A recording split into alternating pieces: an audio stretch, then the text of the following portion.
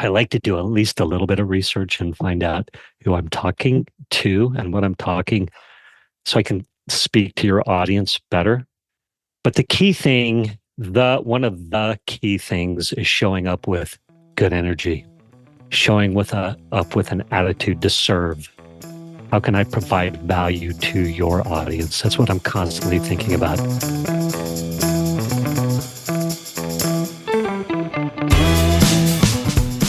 Welcome to the Agents of Change, the podcast experience you've been waiting for your entire marketing career. Search, social, mobile, AI, blockchain, and neuromarketing. These are the Agents of Change, and so are you. Digital marketing success awaits, and your transformation begins now. Welcome to another episode of the Agents of Change podcast. I'm your host, Rich Brooks. This is episode 533 and powered by the Agents of Change Digital Marketing Conference. That's right. It's conference season here at Agents of Change. We barely finished the wrap up from the Agents of Change Digital Marketing Summit, our 3-day, 30-speaker virtual event, our first ever. It was a great success. I got so much positive feedback in my email, in the chat that was going on during the event, and also people connecting with me on LinkedIn and telling me how much value they got out of it. In fact, a few of my employees kind of pulled me aside and said, I can't believe you were just giving that away because there is so much value that my team got, and my team does this every day. It was really incredible experience. But with that being said, we barely caught our breath, and all of a sudden we're selling tickets for the Agents of Change conference, which takes place here in Portland, Maine. It's going to be this October 9th and October 10th, 2024. Yeah, it's exciting. We barely caught our breath. And I walk into the office yesterday. If you follow me on Facebook or LinkedIn, you may have seen this. And Flight New Media, my day job, my digital agency, turned 27 on May 1st. And my team kind of is celebratory, maybe a little bit as a joke, I don't know, got big inflatable balloons that said 27 and put out donuts. And it was nice. But that meant it was another day. I wasn't talking about the fact that ticket sales have opened for the conference. Yeah, so it's an exciting event. If you want to learn more about this, I'll talk more about it as we get closer to the event, speakers, topics, all that sort of stuff. But again, this is our signature in-person event, our 10th annual. It's going to take place on October 9th here in Portland, Maine. We also do deep dive workshops the following day. That's on October 10th. Those are half-day, small class, hands-on workshops with some of the best presenters that we've got coming in to lead those workshops. And we're back at USM, the University of Southern Maine, where we held the first 8 Agents of Change before COVID. Last year, we moved to Aura, great facility, but we've decided to move back to USM in part so that we could put on breakout sessions, which is something we weren't able to do at last year's event. Now, many of our speakers, both for the summit and for the conference, first appeared as guests on this very podcast. It seems like there's a lot of benefits to being a guest on other people's podcasts, and that's what we're going to be talking about today. My guest today is a seasoned sales expert who once retired to teach yoga and be a stay-at-home dad. Now, as the founder of the Influence Army and host of Table Rush Talk Show, he helps heart-centered entrepreneurs amplify their message and build influence without costly advertising. He wonders, are you ready to go on an influence tour? Today, we're going to be talking about the benefits of being a podcast guest with Mischa Zvegintzov. Mischa, welcome to the podcast. Rich, thank you so much. I'm so excited to be here. Thank you for having me as a guest. My pleasure. And just so we just pull back the curtains here, not 30 minutes ago, I was just on Mischa's podcast. So we're going to put today's into practice right now. What we're going to learn today, Mischa and I are already doing it. So it's great to see you again today. So I am curious, what was the best and worst things about teaching yoga? And were you able to pull any lessons from teaching yoga as you turned your attention to entrepreneurs looking to amplify their message? Oh my gosh. The best thing about teaching yoga is holding that space. I don't know if you've heard that term, holding space. You're hosting a summit here. You're doing your conferences, and good speakers hold space. right? They hold space. You can feel it. Does that make sense when I say that, holding space? I mean, it does, but I don't think I could define it. So, how would you define it? We're at a cocktail party having kombucha, maybe, because we're talking about yoga. How would you define holding space to somebody who's not in that space? Yeah, that's good. Yoga is so, so powerful because it gives you an opportunity to focus on your breath. First off, to Mm, slow down and focus on your breath, and then process emotions as a result of slowing down, focusing on your breath, not being distracted anymore. It creates space for emotions to be processed, is all I could say. okay. And then when you're doing all the stretching and stuff, if you believe the theories, who's the guy who wrote the book, The Body Keeps the Score? I can't remember. It's a Danish Huh. guy or a Swedish guy. A lot of people believe that we hold stress, we hold life's circumstances, events. Perhaps you've been divorced along the way or failed relationships, or maybe even it's tense with your kids right now. We can hold that in our joints, in our hips, in our shoulders, in our neck. Heck, we get a stiff neck. You can feel it. People say, gosh, loosen up, for example. And so when you're stretching and doing those things in yoga, you're stretching it out and you're releasing those emotions Mm, oftentimes. And so, as a yoga teacher, to be able to hold that space sacredly, you might hear that term, or a safe space for somebody to slow down and perhaps process their emotions and process life. So you get to experience that a lot. You get to see a lot of transformations with people. So that's one of the coolest things. Did I answer the question? Yeah, no, I think, well, you answered the first half. I think the second part is what lessons did you take from teaching yoga that you've then applied to working with entrepreneurs? Yeah, that's great too. And before I answer that, you asked another thing. What was the Well, the worst part worst about thing teaching? about teaching yoga, yeah. Yeah, the worst thing about teaching yoga. So initially, I started teaching yoga. I love yoga. I've been doing yoga for 15 years plus or minus. My father was a huge yogi. I actually grew up in Jackson Hole, Wyoming, skiing, snowboarding, hunting, Nice. camping, fishing, all this stuff. And my father was a mountain man to the core, mountain man, fisherman, tied his own flies, was a ski instructor until the day he died.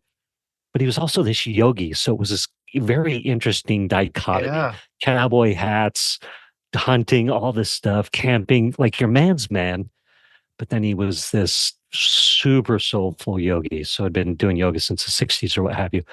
And so being a good kid, being a male A type, strong personality kid, while my father was doing yoga, there was no space for me to do yoga. And I don't know if you had that experience. Dad's doing it. I'm not doing it. Family's doing it. I'm not doing it.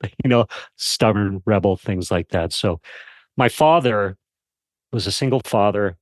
He basically raised me and my brother. And yoga and meditation and sort of these woo woo things were so powerful for him to help him raise us wild and woolly Wyoming boys, to help him do that, manage that. And so when he died about 15 years ago, the yoga torch was handed to me. I was cleaning out his effects and I found his yoga routine and I found his meditation books. And it was in that moment, I was like, oh my gosh, I see why he was so deep in that to manage life's emotions, divorce, the chaos of life, right? So fast forward teaching. So I love yoga, have deep roots in yoga. I'm teaching yoga, loving it. And initially I was doing it for free and for fun. Like just give me a class to teach, right? So I'm teaching like mad, probably taught 1,000 classes, literally 1,000 classes.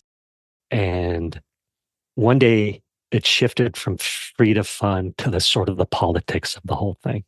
Like how many students were in my class, how many. I started getting very competitive with it. My students versus your students, all this stuff. And that's was the frustrating part for me. That was a long answer to your question. But when that happened for me, I was like, I think I'm going to go back to student mode versus teaching mode and Mhm. just be a student. Yeah. And then what I bring from teaching yoga forward today, so many things.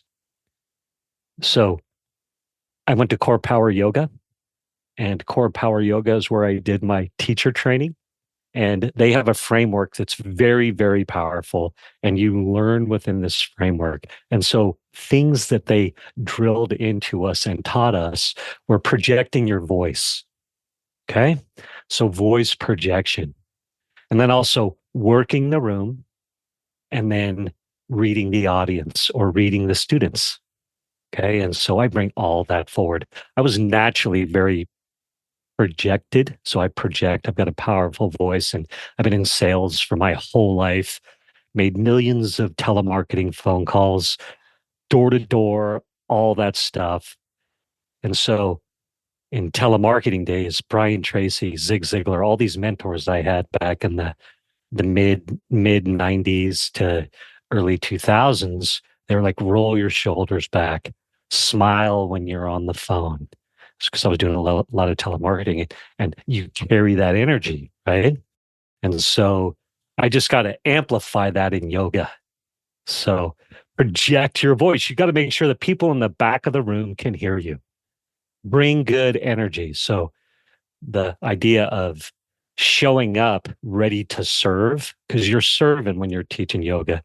So saying that prayer, that mantra to get you in that place of service, and then just work in the room.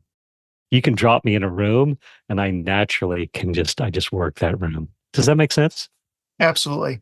It's funny, some of the parts of your story, including the relationship between you and your father, as well as going from just a passion for yoga to the minutia of yoga where you lose the joy for it, actually reminds me of the story from Siddhartha, where he went through a lot of those same things as well. So kind of interesting. But as much as I enjoy philosophy, I think people are tuning in because they want to learn more about digital marketing. So I'm going to shift gently now over to kind of what I asked you to come on is talk about why we should be a guest on other people's podcasts. What do you see as the benefits of being a guest on somebody else's podcast?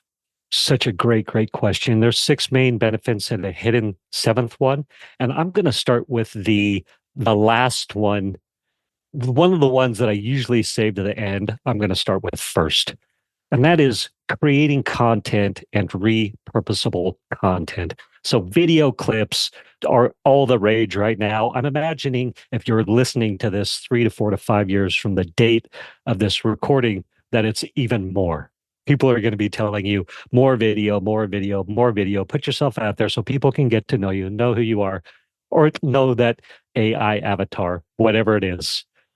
But this video, this interview right here, I can take this audio audio and video, you've graciously let me record this.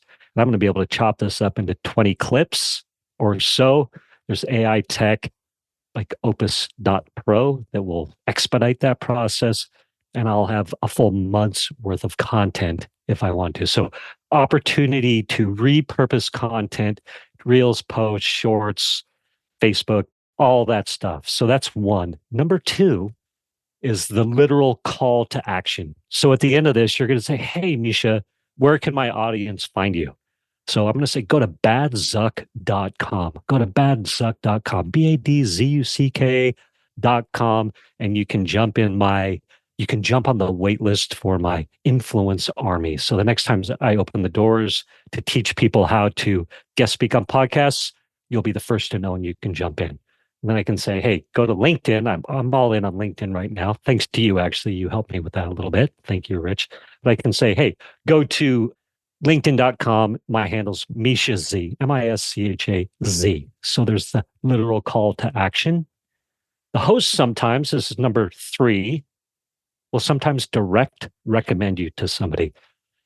So I'm speaking on podcasts all the time. Inevitably, somebody goes, oh my gosh, Mischa, I know somebody who needs your help. Great. So you'll perhaps make an introduction.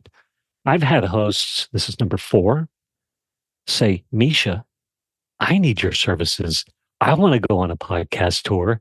Help me go on a podcast tour. I want to amplify my voice. I want to increase my impact, my authority, my income without spending more money on Facebook ads.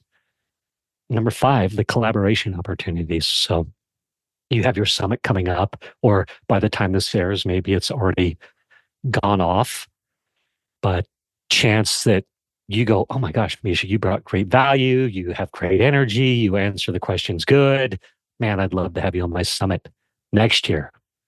Collaboration opportunities. I'm going to be doing a master class here shortly.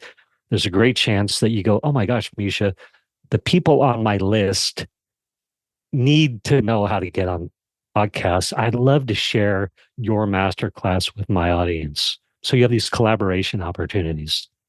We already talked about the repurposing content, which I'd ruled in the number one. The next one, because I've lost track of the numbers, is branding. So with what you do at Flight New Media, you're working on a lot of branding, SEO content, long lasting content, but just branding itself. We're elevating our brand. The more podcasts I'm speaking on, I'm just elevating the Mischa amazingness, right? People are more likely to go, oh my gosh, Mischa, I've heard of you somewhere, or somebody's heard of me. So the brand elevation, obviously the SEO value for long-term content, long-lasting content. If I'm saying that right, that's your space more than mine. And then lastly, the bonus seventh is the transformation of who we become after we go on what I like to call an influence tour, which all starts by guest speaking on podcasts. If you go guest speak on 30 podcasts, you are going to be a different person from the beginning to the end. Excellent. Hey, can I throw in an extra bonus one? Because one of my favorite reasons to get on other people's podcasts is the SEO benefits. Because as long as they have show notes, they'll link off from their website to my website. And so that gives me another opportunity to increase my search visibility and drive more traffic to my website. I'm adding that to the list right now. Good for I'm you. You own that. Yes, SEO content. Go listen to Rich 2 on the Agents of Change podcast, episode number blank with me for validation. Mischa, Anyway. It sounds like you're very purposeful when you do these podcast tours and when you look for opportunities. How do you know which podcast you should appear on? What kind of research do you do? Yeah, that's another great question. So inevitably, I think at the start, when I talk to people, they automatically think of, well, I need to be on Joe Rogan, or if you're a marketer, I need to be on all the marketing podcasts. So people think they myopically think of the biggest podcasts only, and that it has to be on what they talk about. So if you're a coach, you're like, well, I'm going to go talk on coaching podcasts. But really, we're looking for that Venn diagram intersection of the perfect audience, right? So almost every podcast, or there's so many more podcasts that we can think of that actually have a slice of our audience.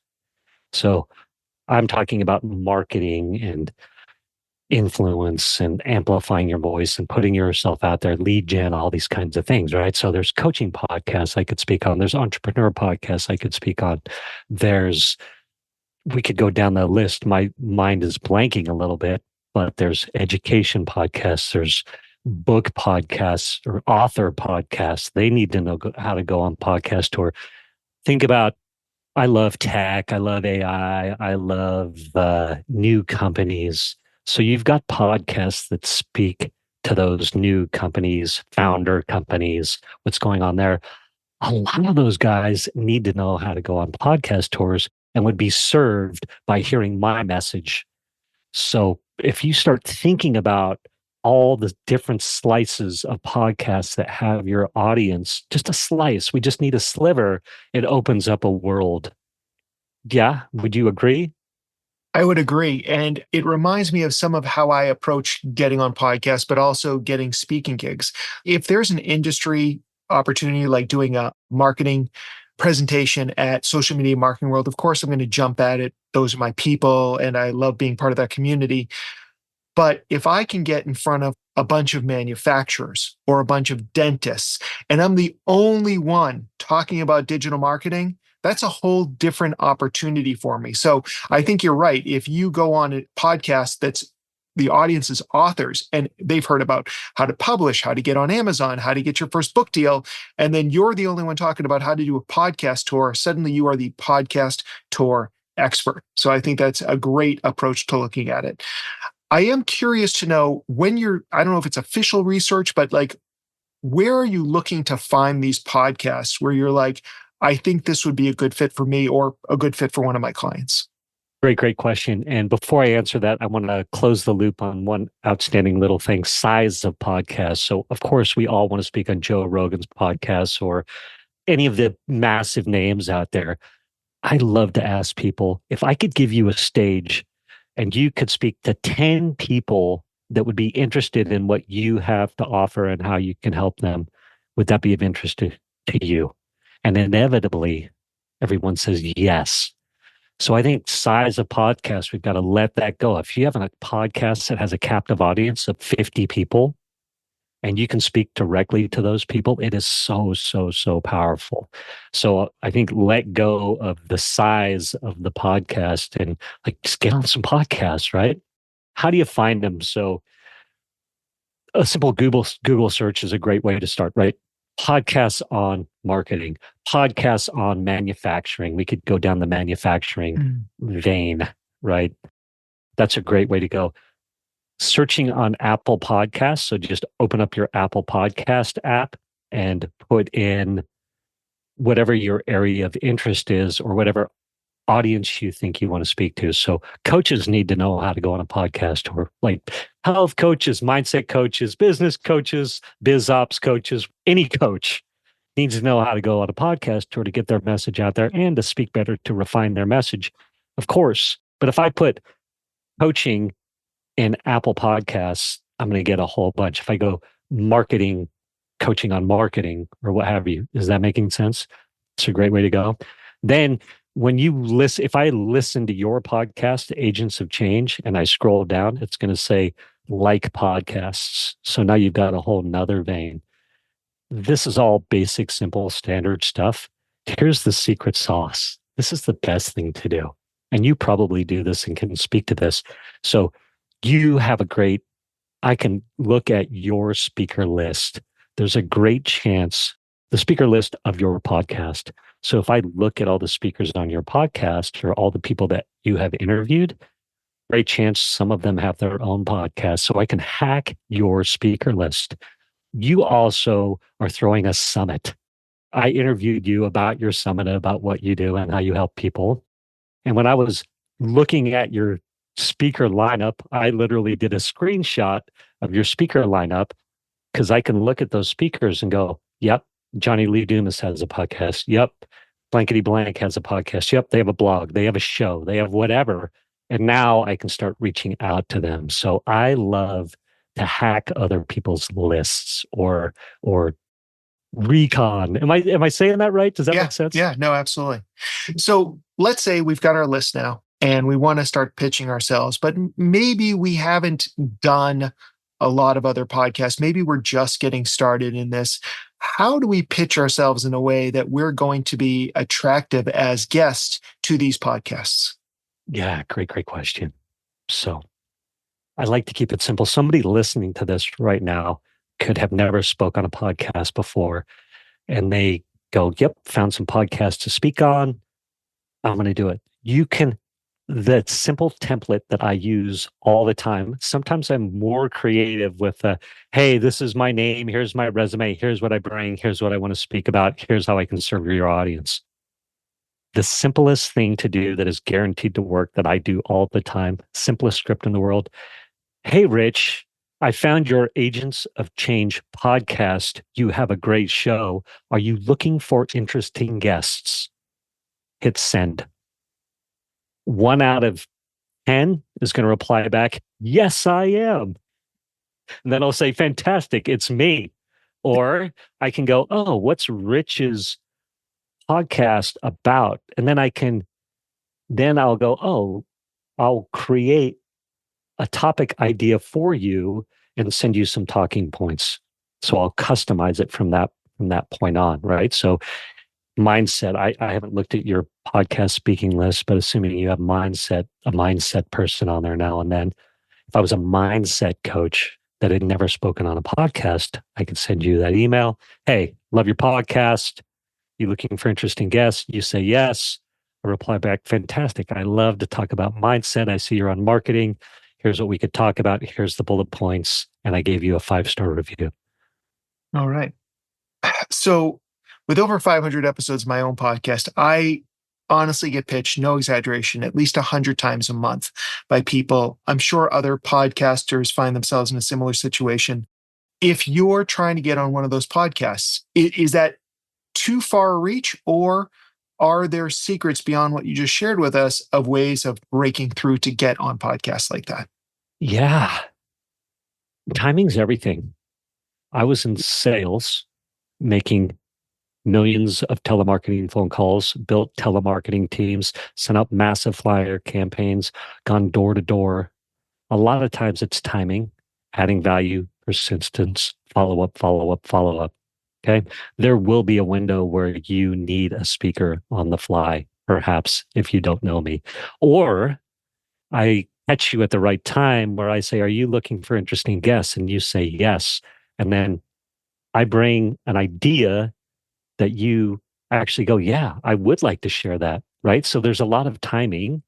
And then I would say, you just told me you've had hundreds of guests on your show and you get pitched hundreds of times. So how did Mischa filter through the madness? Right. I just followed up and then I sent you the request. I got some auto reply back. I think the process I reviews. I get probably it. sent you an auto reply. That's the only way that I can stay sane, is to send potential guests through my VA, and then she vets the first round for me. And then so I only have to look at like maybe 5 to 6 a week.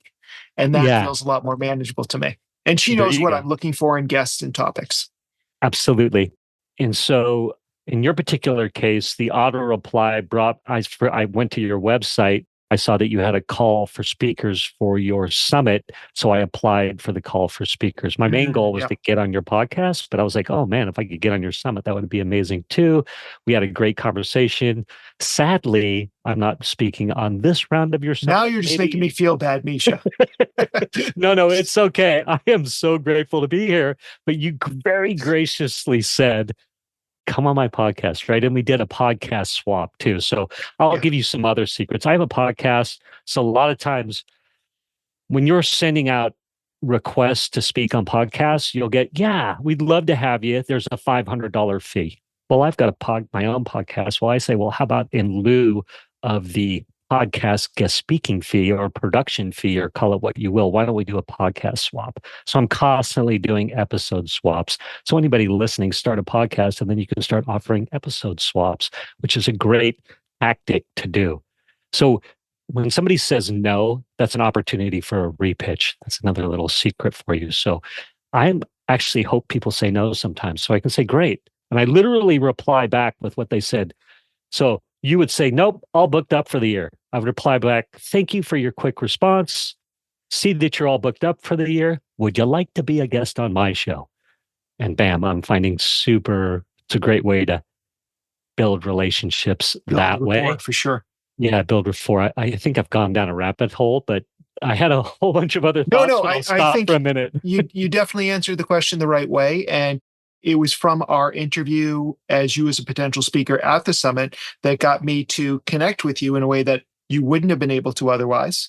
And I realized you had some really good content and it was something worth exploring for you. And that's when I said, I've run out of room for the summit, but I'd love to have you as a podcast guest because I think you've got good content to share. And Yeah, I think you're right. You know, when you say sometimes it's timing, this is a lesson that I learned early on in my sales days, is that 95% of the time, if not more, when people say no to you, it has nothing to do with you. It's because what's going on in their own life. So yes, timing sometimes works for you, but you also have to recognize more often than not, it works against you. So maybe you just circle back around in 3 months, 6 months, a year, whatever, and the timing might be right then. absolutely. And I'll give you one more answer to your question. So tactically, I will create a podcast episode. If there's a podcast idea for a host, so if there's a podcast I really want to speak on, I will craft a pitch that says, hey, love your show. Here's the topic idea. Here's the bullet points. I've 5-starred your show. See the attached 5-star review. Because in the podcast world, 5-star reviews with a written review are very powerful for what we do. And so I've skipped the line, skipped the queue. Right person that really wants to. So for me, I help people build influence, generate leads by guest speaking on podcasts, all the benefits that we talked about. If somebody is more operationally based, so they're teaching you website tactics, for example, well, you need people, if you're teaching website tactics, how to build it, your people that you're building for or teaching how to build those websites need to know how to get people there, right? So if you're in funnel land, creating funnels and trying to sell something, you need traffic. So you teach people how to do SEO, things like that.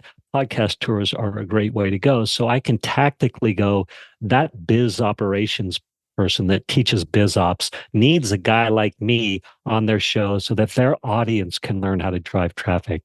Does that make sense? So then I'll customize a pitch for that show.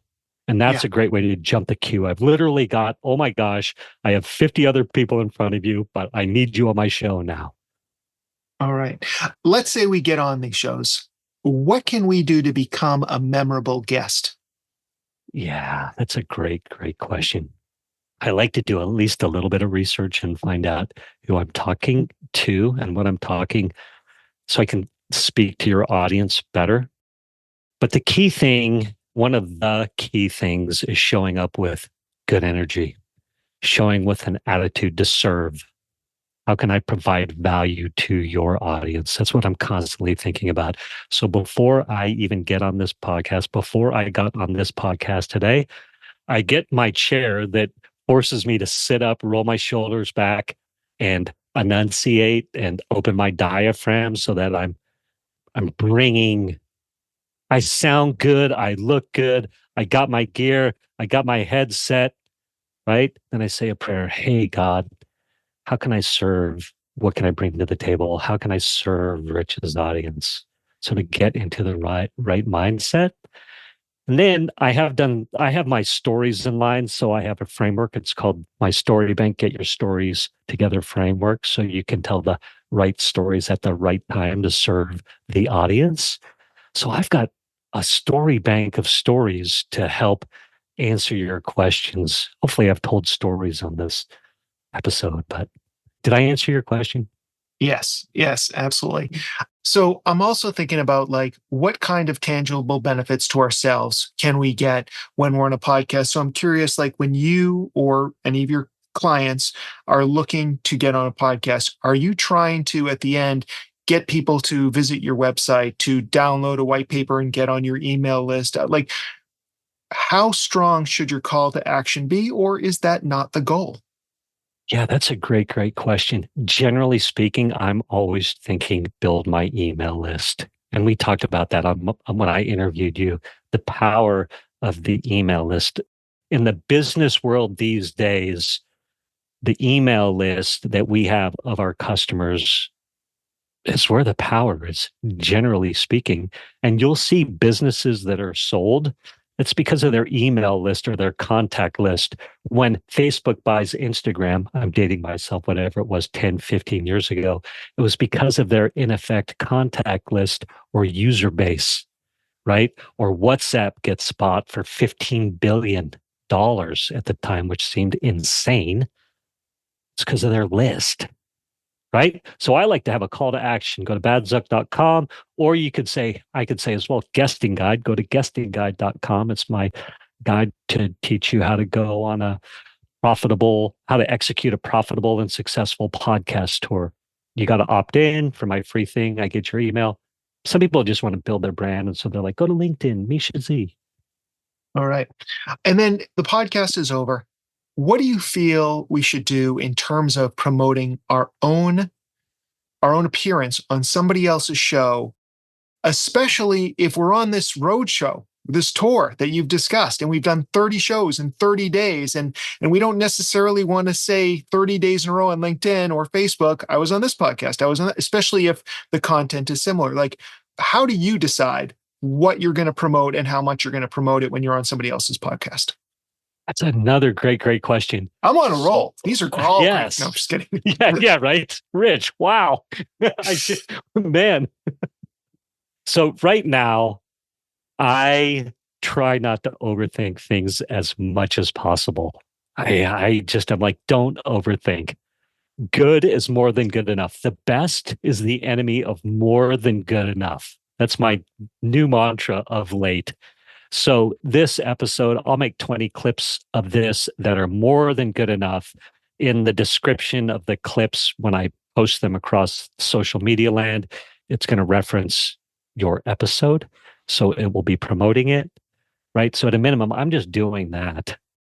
And then also I have an email list. So I'll send out an email to my email list and just don't overthink it, right? And then there's so many things you can do as well, depending on your timing and bandwidth and things like that. Like I could have done a post, "Oh, I'm just about to go on Rich's podcast. I can't wait. Agents of Change. You should listen to it." Right? Or Yeah. hopefully I answered your question again. Sometimes I Yeah. lose track. And for me, I think there's certain podcasts that of course I'm going to promote because it raises my profile just by saying I'm on Entrepreneurs on Fire or whatever the podcast may be. And then there's others where maybe somebody's just getting started out and they ask me to be on their podcast and it's the right moment in time. Timing is everything. I may not promote that one as heavily, or I'll just post it to, I really don't post to Twitter anymore. But back when I did, Twitter's a nice place to just kind of help somebody out by pushing something over there. So I do think that there has to be that balance, because if all you're doing on social media is talking about all the podcasts you've been on, that's not exactly the most compelling content either. So yeah, it does have to be a balance. So as we wrap up here, I'm curious, where can people go online to learn more about you? And what is your call to action for us all, Mischa? Yeah, we've talked a lot about guest speaking on podcasts. So everybody can go to guestingguide.com. It's got the 10 most asked questions about going on a podcast guest speaking tour. So go to guestingguide.com. It'll give you all the answers to your questions. And literally, you download that, you can start executing a profitable and successful podcast tour and start putting yourself out there. It's free. All you have to do is give me your email, and there you go. All right. And we'll have all those links in the show notes as always, giving Mischa a little SEO love as well. Mischa, great to see you twice in one day. Just fantastic. Thank you so much for coming over and sharing your expertise. Thank you, Rich. Ton of fun. Mischa had a lot of great content, a lot of great value to unpack in that episode. And if you want to look at the transcript or check out the key takeaways from our interview, you can always do that at our website. It's theagentsofchange.com/533. And while you're there, check out the information that we put up about this year's conference, our 10th annual Agents of Change conference. I would love to see you in person. I mean, I had great conversations at the summit via chat, but it's always better when we can get together in person. So grab your early bird ticket and possibly your VIP pass by visiting the website, theagentsofchange.com. Check out the conference information. We're adding it to it every day as we get in our speaker agreements, as we flesh out the topics, but you're able to buy your early bird tickets, save a lot of money on those tickets. And if you absolutely, positively can't make it to Portland, Maine this October, look, I get it. I can't go to every conference and every event I want to, but you can still take part. We are going to be offering a live stream of the main stage of the conference and also every single session on demand after the conference. And you can get that with a digital pass. So even if you know you're not going to be able to make it, which makes me sad, you can still participate. You can still get a lot out of the conference by grabbing one of those digital passes. Again, it's all at theagentsofchange.com. I hope to see you there. And we'll be back in 1 week with even more great content, more digital marketing experts, and more opportunities for you to reach and engage your ideal client online. Don't miss another thrilling episode of the Agents of Change podcast. Be sure to subscribe on your favorite podcasting platform.